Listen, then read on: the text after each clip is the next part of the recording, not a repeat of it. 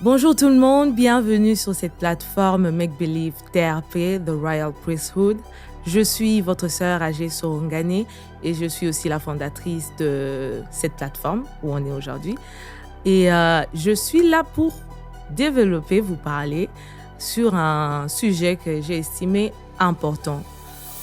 Je pense que dans ce monde où nous sommes aujourd'hui et avec tout qui est en train de se développer, tout qui est en train de changer un peu plus chaque jour, je pense qu'il est important d'atteler sur ce thème, sur ce sujet. On va parler de la question de l'identité. La question de l'identité. Qui est-ce que tu es? Qui est-ce que je suis?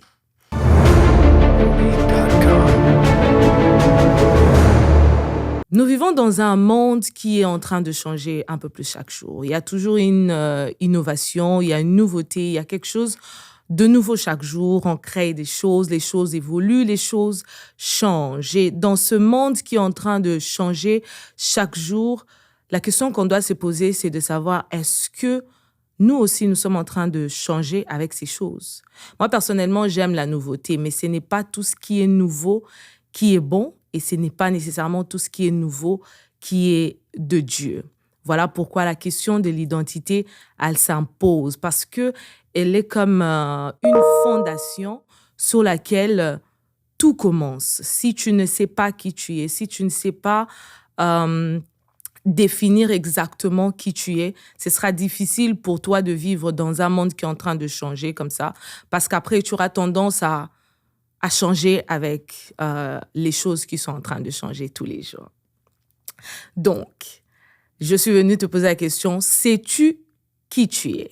C'est une question que je pose très souvent à mes sœurs de Make Believe pour leur rappeler en fait l'identité qu'elles ont en Christ, pour leur rappeler qu'en fait, elles ne devraient pas se définir par rapport à ce qui se passe dans le monde.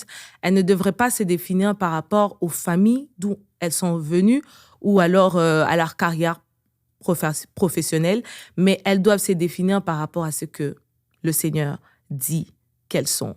Parce qu'aujourd'hui, on voit beaucoup de gens qui se définissent par rapport à leur travail, parce que tu as une bonne carrière, parce que tu es docteur, tu es médecin, tu définis ton identité par rapport à ça, parce que tu viens de telle ou telle autre famille, tu définis toute ton identité par rapport à ça. Donc, c'est autour de ces thématiques, de ce sujet que nous serons en train de partager aujourd'hui. Est-ce que tu sais qui tu es? C'est la question à laquelle on sera en train de répondre.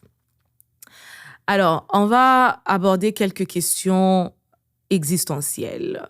Qui est-ce que tu es? Qui es-tu? D'où viens-tu? Pourquoi existes-tu? Qu'est-ce que tu as? Pourquoi? Pour qui? Donc, à qui est-ce que profite ton existence ici sur la terre? Avec qui tu es censé faire route? Voilà les questions auxquelles on sera en train de répondre. Donc, on va commencer avec la toute première question, et c'est qui es-tu? Alors, on sera beaucoup en train vraiment de se référer à la Bible. Hein. Donc, pour commencer, on va prendre ces versets de Matthieu 16. Je commence au verset 13. Je vais juste paraphraser, raconter l'histoire. C'est Jésus qui pose la question à ses disciples et il leur demande « Qui est-ce que les gens disent que je suis ?» Qu'est-ce que les gens là dehors, le peuple, dit que je suis? Alors les disciples répondent et ils disent certains disent que tu es Jean-Baptiste, d'autres disent que tu es Jérémie, voilà. Et d'autres disent que tu es juste un prophète. Et je me suis posé la question, mais pourquoi le peuple appelait comme ça Jésus? Pourquoi ils pensaient que Jésus était Jean-Baptiste? Pourquoi ils pensaient que Jésus était Jérémie ou alors l'un des prophètes? J'ai simplement compris en fait que le peuple regardait ce que Jésus était en train de faire. Il regardait un peu à comment il agissait, à comment était son ministère et ce qu'il disait, les enseignements qu'il donnait. Et ils ont pensé que Jésus serait soit Jean-Baptiste, soit Jérémie, soit alors l'un des prophètes. C'est un peu comme aujourd'hui aussi. Peut-être ça t'est arrivé une fois où les gens disent de toi que tu es peut-être la prochaine Céline Dion, parce que tu as une belle voix, parce que tu chantes bien. Ils peuvent te dire que voilà, tu es le prochain. Quel exemple je peux donner? Un acteur, par exemple, parce que voilà, tu t'exprimes bien et que tu es bon dans ces domaines. De la même manière, à cette époque, le peuple a pensé que Jésus serait Jean-Baptiste ou Jérémie à cause de traits des ressemblances. Aujourd'hui aussi, ces choses continuent. Quand on te regarde, on voit certains traits des ressemblances et on se dit que tu es comme ça, que tu seras la prochaine Céline Dion, que tu seras la prochaine telle ou telle autre personne. Mais est-ce réellement parce que tu as les traits des caractères de ces personnes que tu es ces personnes ou pas? Parce que plus tard, on verra que Jésus, il n'a pas accepté cette identité. Pourquoi Jésus n'a pas accepté qu'il était Jean-Baptiste ou qu'il était Jérémie? Je pense simplement parce que déjà, ces personnes existaient déjà. Jean-Baptiste, il avait déjà fait sa course, Élie avait déjà fait sa course, Jérémie de même.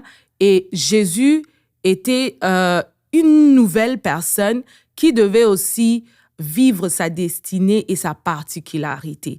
Voilà pourquoi il n'a pas accepté cela. Donc, on verra plus tard que lorsque Jésus pose maintenant la question aux disciples, il leur demande « Qui est-ce que vous dites que je suis ?» Et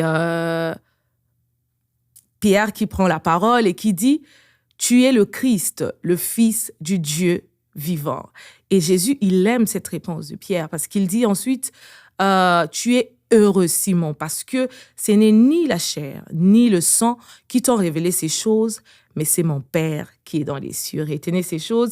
Il dit « Ce n'est ni la chair, ni le sang qui t'ont révélé ces choses, mais c'est mon Père qui est dans les cieux. » Alors, on va parler de 3 choses. Je les ai appelées les 3 révélations. On a premièrement la révélation de la chair. Ensuite, on a la révélation du sang et on a la révélation du Père. Premièrement, la révélation de la chair, ce sont nos désirs, c'est ce que nous, on veut, les choses auxquelles on aspire. Qu'est-ce que tu veux devenir dans la vie? Tu veux être médecin, tu veux être styliste, tu veux être chantre et tout ce qui va avec, ce sont tes désirs. Voilà les désirs de la chair, voilà les choses auxquelles tu aspires parce que tu aimes ces choses ou parce que tu vois en toi quelques talents ou des choses qui pourraient t'aider à devenir cela. C'est là les désirs de la chair. C'est ce que ton intelligence te dit que tu peux faire, ce que ton intelligence te dit que tu peux devenir, que tu peux accomplir.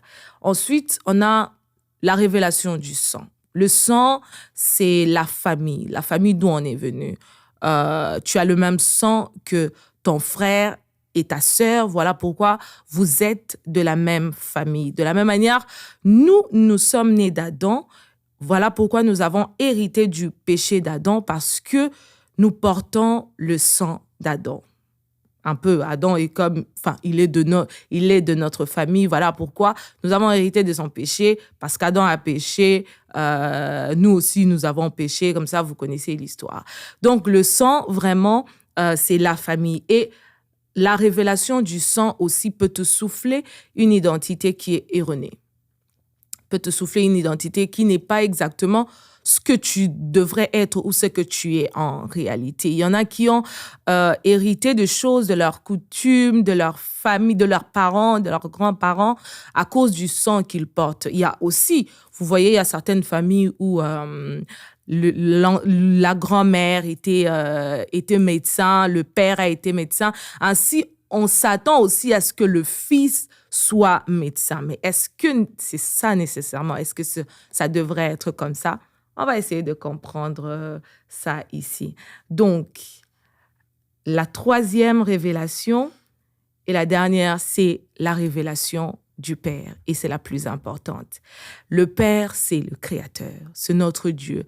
C'est lui qui existe depuis la nuit de temps. C'est lui qui nous a créés et qui nous a placés là où nous sommes. Il nous a placés sur cette terre, il nous a placés dans la famille d'où nous venons. Alors, on comprend que la révélation du Père, c'est la plus importante. C'est celle qui devrait prévaloir. Pourquoi? Parce que déjà, elle est la plus ancienne. Elle vient avant la révélation de la chair, elle vient avant la révélation du sang. La révélation du Père va depuis la création. Donc, ça va vraiment depuis les débuts de toutes choses. Voilà pourquoi c'est la révélation la plus importante et c'est celle qui doit, en fait, nous souffler notre identité et qui nous sommes exactement. Donc, ce que ton Père dit que tu es, quand je dis ton Père, je parle de Dieu, je parle de ton Père dans les cieux. Ce qu'il dit que tu es, c'est ce que tu es exactement parce que il est ton créateur. C'est lui qui t'a formé, c'est lui qui t'a envoyé sur la terre. Il sait exactement pourquoi il t'a envoyé là. Voilà pourquoi ce que lui, il dit que tu es, c'est exactement ça que tu es. Je voudrais lire un passage de Romains 8, au verset 12. Romains 8, au verset 12, la Bible dit: « Ainsi donc, frères, nous ne sommes point rédevables à la chair pour vivre selon la chair. Si vous vivez selon la chair, vous mourrez. Mais si par l'esprit vous faites mourir les actions du corps, vous vivrez. Car tous ceux qui sont conduits par l'Esprit de Dieu sont fils de Dieu. Et vous n'avez point reçu un esprit de servitude pour être encore dans la crainte, mais vous avez reçu un esprit d'adoption par lequel vous criez « Abba, Père ». L'Esprit lui-même rend témoignage à notre esprit que nous sommes enfants de Dieu. Or, si nous sommes enfants, nous sommes aussi héritiers, héritiers de Dieu et co-héritiers de Christ, si toutefois nous souffrons avec lui, afin d'être glorifiés avec lui. Donc, ce que le Père dit que nous sommes, c'est exactement ça que nous sommes. Et qui sommes-nous? Ce passage vient de dire, nous sommes frères de Jésus, nous sommes co-héritiers avec Christ, nous sommes héritiers de Dieu. Je vais donner quelques exemples de quelques personnages de la Bible. Parlons un peu de Gédéon. Gédéon,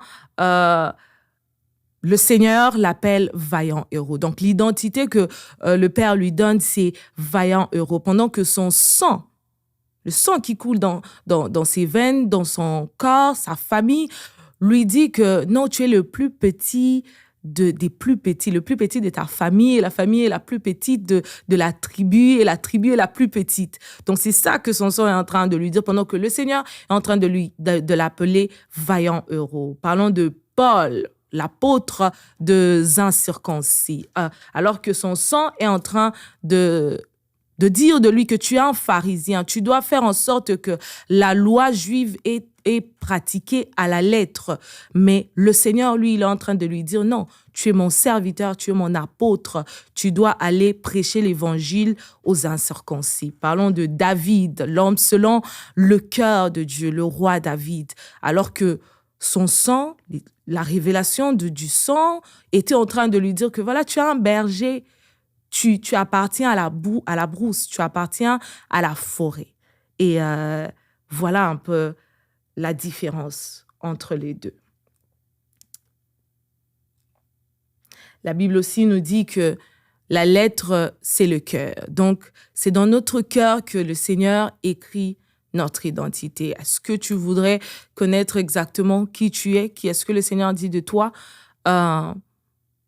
Tu devrais regarder dans ton cœur. Et comment le faire? Il y a un seul moyen. La méthode la plus pratique et la méthode qui marche, en fait, c'est par la prière. Si tu demandes à Dieu, qui est-ce que je suis? Il te dira qui tu es. Et aussi, ce que j'aime, c'est que le Seigneur n'est pas parti simplement et nous laissant comme ça. Il nous a donné un manuel et je l'appelle le manuel de la création, la Bible. Lorsque tu as des doutes sur ton identité, lorsque tu te poses encore beaucoup de questions sur qui tu es, tu peux lire la Bible. Va, ouvre le manuel de la création, lis ta Bible. Il y a tellement de choses là-dedans. Et avec ça, je suis sûre que tu auras absolument tous les atouts entre tes mains pour découvrir qui tu es. Alors, si vous me demandez à moi qui est-ce que je suis, je répondrai, je suis enfant de Dieu, je suis fille du Très-Haut, je suis la princesse du grand roi, je suis celle que Dieu aime. Et si je suis princesse, je reconnais alors que j'ai les avantages d'une princesse du royaume, mais je porte en moi aussi les devoirs d'une princesse du royaume. Donc, on va s'arrêter là pour aujourd'hui. On se retrouve prochainement pour un deuxième épisode. Donc, n'oubliez pas de souscrire sur nos pages Facebook, Instagram ainsi que YouTube afin de ne rien rater. Que Dieu vous bénisse et à très bientôt.